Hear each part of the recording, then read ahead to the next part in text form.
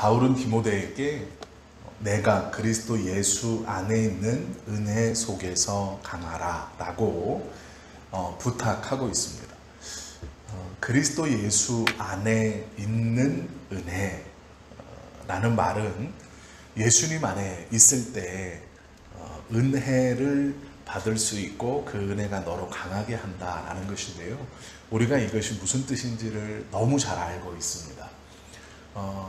은혜가 충만할 때 내가 이것도 견디고 저것도 할 수 있어, 내가 긍정적으로 생각할 수 있어, 이런 게 아니에요. 그런 단순한 의미가 아니고요. 바울이 디모데에게 그리스도 예수 안에 있는 은혜 속에서 강하라 라는 말은 은혜가 너로 강하게 하신다 라는 거거든요. 그러면 그 은혜라는 말은 내가 무엇인가 열심히 하고 집중하고 익히고 배워서 이것이 은혜구나 라고 했을 때 똑같이 변하지 않는 상황이나 나를 어렵게 하는 것을 좋은 시각으로 바라보고 긍정적으로 바라보고 그래서 이긴다 이런 것이 아니에요.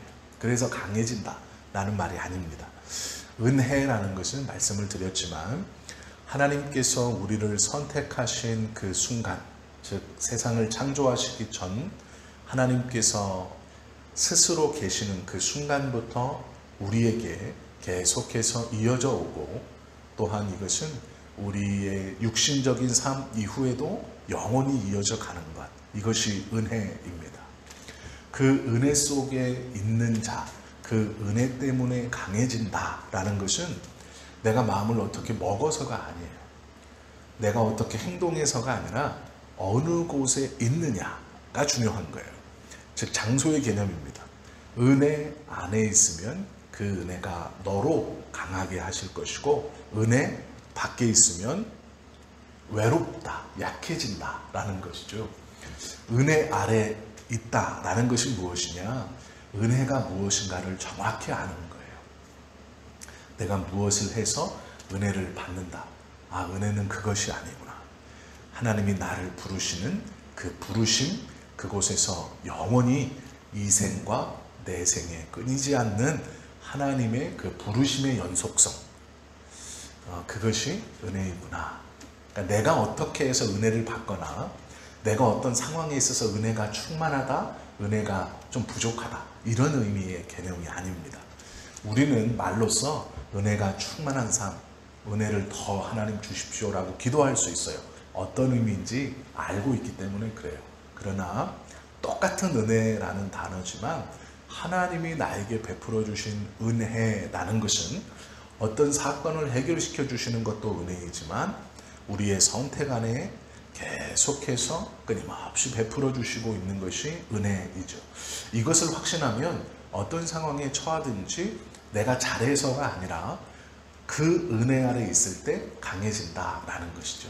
바울이 너는 예수 그리스도의 은혜 안에서, 은혜 속에서, 은혜 때문에 강해진다, 이렇게 말하고 있어요. 그리고 이것을 가르쳐 준 후에 한마디를 더 붙이는데요. 무엇이라고 말하냐면 충성된 사람들에게 이것을 가르치라 라고 말해요. 충성된 사람들에게, 즉 은혜가 무엇인지 하나님의 말씀을 그들에게 잘 가르쳐라. 그리고 그렇게 해야 그들이 또 다른 사람들을 가르칠 수 있을 것이다, 이렇게 말하고 있거든요. 결국은 하나님의 나라가 바울에게서 범위로 보면 하나님의 나라가 바울에게서 디모데에게로, 또 디모데에게서 충성된 많은 사람들에게로 점점 확장되어 간다라는 것이죠. 이 확장되어 가는 하나님의 나라의 바른 확장은 충성된 사람들을 통해 이루어지고 그 사람들이 중구난방 열심히 막 땅밟기 같은 걸 해서 확장되는 게 아니에요. 가르침을 받는 충성된 사람들, 그리고 이 가르침은 예수 그리스도 안에서 우리로 강하게 하시는 은혜라는 것을 배운 사람, 즉 그 은혜가 무엇인지를 아는 충성된 사람들을 통해 하나님의 나라가 확장되고 또 그들이 그 예수 그리스도 안에 있는 은혜를 잘 가르쳐 주므로 또 충성된 자들을 통해 하나님의 나라가 더욱더 확장돼 가는 것이죠. 아무나 부르시고 모든 일을 통해서 하나님의 나라를 확장시켜 가시는 분이 아니세요. 하나님의 나라는요, 부르심을 받은 모든 이가 확장시켜 가야 하는 나라이지만 부르심을 받은 모든 이가 확장할 수 없는 나라예요. 그 나라는 귀하고 복된 나라이기 때문에 그리스도의 놀라운 비밀이 있고 하나님의 구원이 선포되어지고 하나님의 통치가 이루어지는 나라이기 때문에 모든 믿는 자들을 위해서 선언되어지는 나라이긴 하지만 확장되어지는 나라는 아니에요. 이 확장되어지는 나라에 쓰임받음은 충성된 자가 첫 번째이고 그리스도 안에서 강하게 하시는 은혜가 무엇인지를 아는 자가 두 번째. 이 두 가지를 함께 가지고 있는 자를 통해서 확장되어지는 나라예요. 이 나라가 어린아이와 같고 젖먹이와 같은 신앙의 수준에 있는 사람들을 통해 확장되어지지 않습니다. 그들은 그 나라의 보호를 받는 사람들이에요. 이 하나님의 나라 안에서 보호되어 커가는 것이죠. 왜 바울이 이렇게 말하냐면 이 다음 구절을 보면 그리스도의 좋은 군사 얘기를 해요. 확장되기 위해서 너희가 디모데뿐만 아니라 충성된 사람들을 잘 가르쳐야 된다. 이 나라의 확장을 위해. 즉 우리가 그리스도 안에서 보호받는 어린아이와 같고 유아와 같아 단단한 식물을 먹지 못하는 그런 신앙의 수준의 상태에 머물러 있을 수 있어요. 그것은 내가 하나님의 나라를 선언하는 것은 맞아요. 그의 역할이. 그러나 확장시키는 것과는 거리가 먼 사람이에요. 우리가 그리스도의 유아라고 했을 때, 어린아이, 젖먹이라고 했을 때 그 의미는 이 사람이 믿은 지 얼마 안 됐어가 아니에요. 저 사람은 어떤 시험에 자꾸 물러서 믿음으로 이기지 못해. 그걸 다 뛰어넘지 못해. 아직은 신앙이 어려. 그런 개념이 아니에요. 그들은 마땅히 이 하나님의 나라 안에서 아직은 보호받아야 하는 사람들이에요. 그 나라 안에서 잘 그리스도의 좋은 병사로 성장되어야 될 아직 준비가 덜 된 사람일 뿐이에요. 이들이 무엇인가 믿음으로 행해서 성공해서 저 사람 믿음이 좋다, 충성되다, 그런 의미가 아닙니다. 충성되다라는 것은 믿음이 좋다, 하나님께서 인정하신다라는 이것은 유아가 아닌 거예요. 이제 성인인데 그 성인도 그냥 내가 신앙생활을 오래 했어. 내가 이제 하나님의 말씀을 분별할 줄 알아. 그런 게 아니에요. 충성되고 그것을 잘 가르치는 그것이 성인이고 하나님의 나라를 확장시켜가는 주님의 백성입니다. 이 사람들이 하나님의 나라를 확장시켜가고 전투하는 그리스도인이 되고 복음의 최일선에 서서 하나님의 나라를 지키고 수호하는 사람들이에요. 영적인 어린아이는 그 사람 뒤에서 하나님의 나라의 보호를 받고 살아가는 사람이죠. 어떠한 일이 있을 때 하나님의 나라보다는 자신의 유익과 이익을 쫓아. 베드로는요, 예수님께서 내가 십자가에 달려 죽어야겠다라고 했을 때 아닙니다. 누구도 주님을 잡아가지 못합니다. 제가 지킬 겁니다. 제가 베드로입니다. 라고 자신했어요. 그는 용사 같았습니다. 그는 예수님의 나라를 지킬 거라고 확신했어요. 누가 보아도 베드로의 다짐은 그 당시에 진심이었습니다. 그러나 예수님은 기뻐하지 않았어요. 왜 그럴까요? 그것은 소위 혈기의 대답이기 때문입니다. 예수님의 은혜 아래서 강하여진 준비된 좋은 군사로 복음의 최일선에 서 있던 것이 아니라 자신의 혈기예요. 크게 다짐했지만 예수님을 배반하고 도망칩니다. 부인하고 도망쳐요. 이건 혈기이기 때문입니다. 어른인 것 같고 앞에 서 있는 것 같지만 아무것도 준비되어 있지 않아요. 그러면 베드로가 언제 복음의 최일선에서 하나님의 좋은 군사로 쓰임받습니까? 그가 성령을 받은 후에. 똑같은 베드로이지만 그가 성령을 받은 후에 예수님의 말씀들을 깨닫고 예수님은 이미 승천하셨지만 이 베드로는 두려워하지 않아요. 재판정에 갔을 때 내가 너희에게 좋게 하랴 하나님께 좋게 하랴. 나는 예수님의 이름으로 가르치는 이 하나님의 나라를 도무지 포기할 수 없노라. 그때 매를 때려 보내자 라고 하는 거예요. 이게 복음의 최일선에 서 있는 이제 더 이상 어린아이가 아닌 완전한 하나님의 나라의 백성으로 복음의 최일선에서 그 나라를 확장시켜가는 사람들의 모습이죠. 그리고 그 사람들은 하나같이 충성된 자들에게 이 놀라운 것을 가르쳐 줬어요. 산속에 들어가서 고행하는 것, 하나님의 나라를 확장시켜가는 사람이 절대로 아니에요. 복음의 비밀을 품고 나 혼자만, 그는 아직 유아입니다. 그는 좋은 신앙인이 아니에요.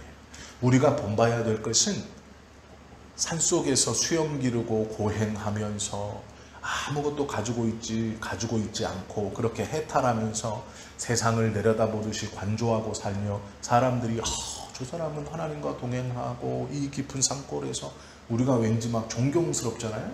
절대 아니에요. 그는 하나님의 나라의 최전선에서 도망쳐 안전한 곳에서 살아가는 유아예요. 그럼 잘 보호해 주면 돼요. 네, 잘하고 계세요. 그러나 저 시장 한켠에서 사람들과 부대끼면서 주님께 기도하고 하나님 오늘 이 파 한 단을 팔면서도 그리스도의 사랑을 전할 수 있고 이 파 한 단을 사간 사람이 건강하고 하나님을 믿을 수 있도록 축복해 주십시오 라고 시작하는 그 시장의 한쪽에 있는 그 나이가 지극한 노인의 그 기도와 그 삶이 하나님의 나라의 최일선에서 살아가는 병사의 삶이에요. 산속에서 이렇게 사는 삶과 복음의 최일선에서 생활에서 이렇게 사는 삶은 비교할 수 없어요. 하나님 앞에 누가 칭찬 듣겠어요? 당연히 복음의 최일선에서 하나님의 나라의 확장을 위해 살아가는 사람이 칭찬받는 것이죠.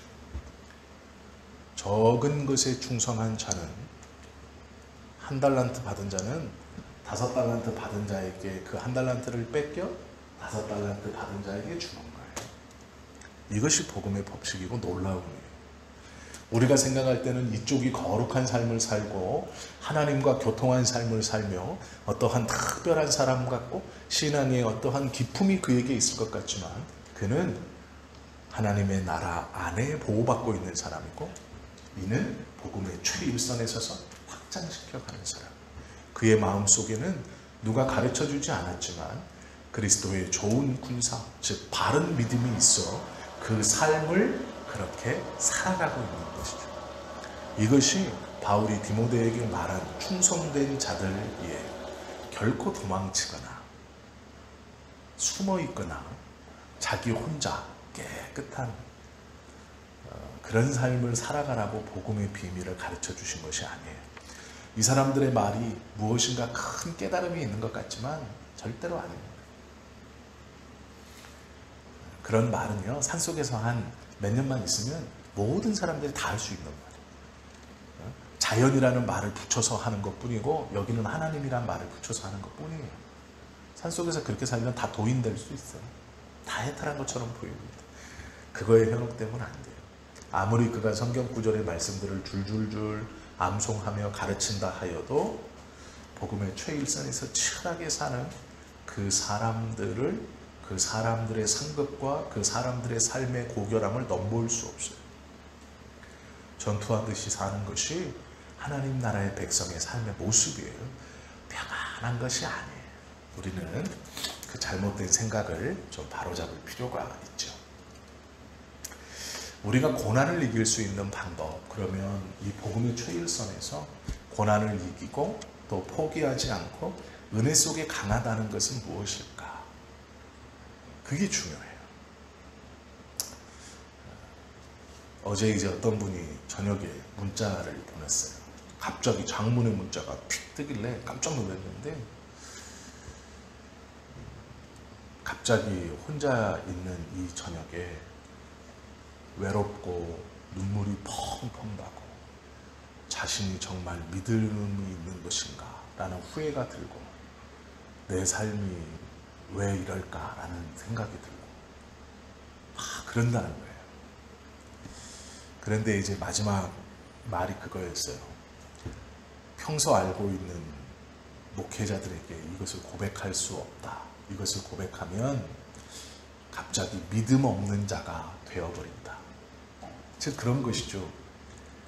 예수님을 오랫동안 믿었고 내가 예수님을 안다고 또 자신의 말 속에서 나는 하나님의 자녀야라고 대답했고 교회 사역을 합니다. 그런데 어느 날 저녁 문득 자기에게 밀려오는 그런 슬픔, 우울감, 왜 안 되지? 라는 자신의 내면에서 일어나는 그것이 복받쳐 올라오고 펑펑 눈물이 나고 자신의 연약함과 부족함이 일어날 때 그것을 솔직히 말하면 믿음 없는 자라고 한다는 거예요.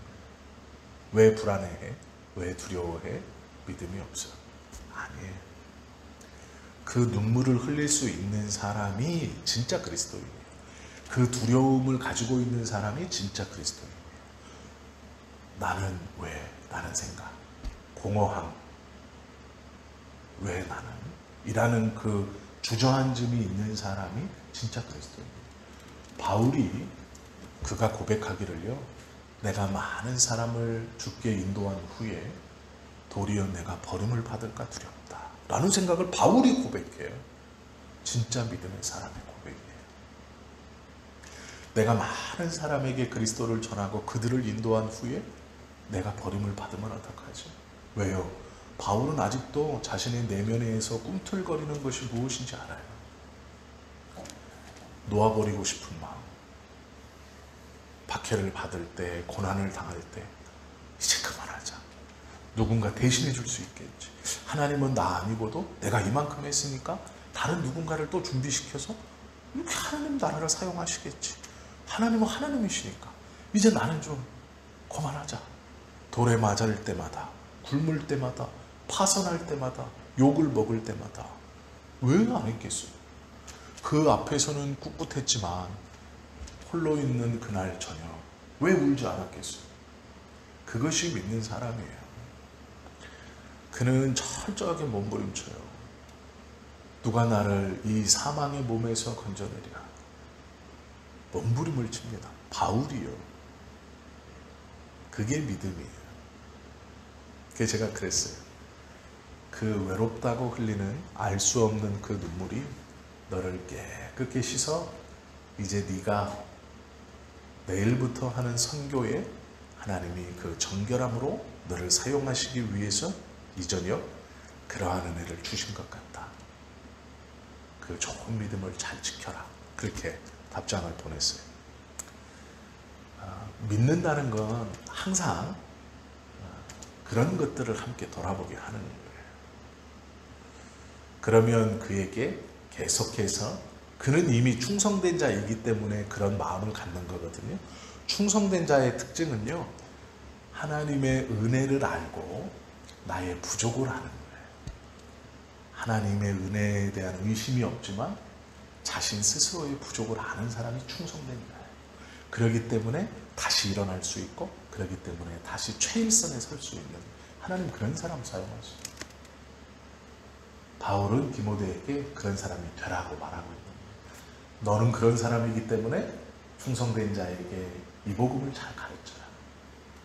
그러면 그들이 또 다른 사람들을 가르치고 하나님의 나라가 확장될 것이다. 이것이 또한 그 복음의 비밀이 우리에게도 지금 온 것이죠. 그래서 우리는 그것을 가지고 또 우리가 충성된 자가 되어 복음의 최일선에서 하나님의 나라를 확장시켜 가는 거예요. 우리의 최종 목적은 그 나라 안에서 보호받는 게 아니고 이 땅에서의 삶의 최종 목적은 최일선에서 확장시켜 가는 것이 우리의 최종 목적입니다. 그것이 우리가 복음을 배우는 이유예요. 단순히 폄하하는 건 아니지만 내 영혼이 잘되고 범사에 감사하는 그것만이 아니에요. 하나님께서 원하시는 더 큰 은혜, 눈에 보이지 않는 하나님의 나라, 상급은 그것을 통해 쌓는 거예요. 눈에 보이는 것을 통해 쌓는 게 아니에요. 그렇게 쌓은 상급이기 때문에 하늘에 쌓을 수 있고, 그것은 벌레들이 갉아먹지 못하고 독충들이 없애지 못하는 그 상급인 거예요. 그것이 우리 안에 하루하루의 삶을 통해 하나님께서 우리에게 원하시는 믿음의 사람의 모습이고 복음의 비밀이죠. 성경은요, 우리에게 죽도록 충성하라 이렇게 말해요. 죽도록 충성하라. 이게 무슨 말이냐? 충성하라. 의미가 있어요. 시편 101편 6절에 보면 충성, 이게 무엇인가 설명해 줘. 내 눈이 이 땅에 충성된 자를 살펴. 하나님이 이 땅에 충성된 자를 살펴서 나와 함께 거하게 하리니 완전한 길에 행하는 자가 나를 수종하리라. 충성된 자의 특징이 뭐예요? 충성된 자의 특징, 하나님을 수종드는 자예요. 하나님을 수행하는 자. 왜 우리가 대통령이 이렇게 지나가면 보디가드들 쫙 있잖아요. 그게 충성된 자예요. 하나님 옆에, 하나님과 가까이 붙어서 하나님의 뜻을 이행하는 자, 주님의 뜻에 수종드는 자, 그게 충성된 자예요. 그럼 하나님의 뜻은 우리가 어디에서 이행하고 수발들고 어디에서 행할 수 있어요? 우리의 가정, 우리에게 맡겨주신 교회, 나와 함께 교류하는 사람들, 나의 자녀, 믿음의 사람, 또 믿지 않는 사람. 우리가 살아가는 이 환경에서 하나님의 뜻을 알고 그것을 그 뜻에 잘 전달될 수 있도록 살아가는 그것이 충성된 자이고, 그 사람은 하나님과 가깝게 있는 사람이에요. 그런데 그 사람은 내가 하나님과 가깝게 있는 것이 아니고 하나님이 이 땅에서 충성된 자와 찾으시고 하나님이 스스로 오셔서 가깝게 있는 사람이에요. 이것이 충성된 자이죠. 디모데전서 1장 12절에 보면요, 놀라운 말씀이 있어요. 바울이 이렇게 고백해요.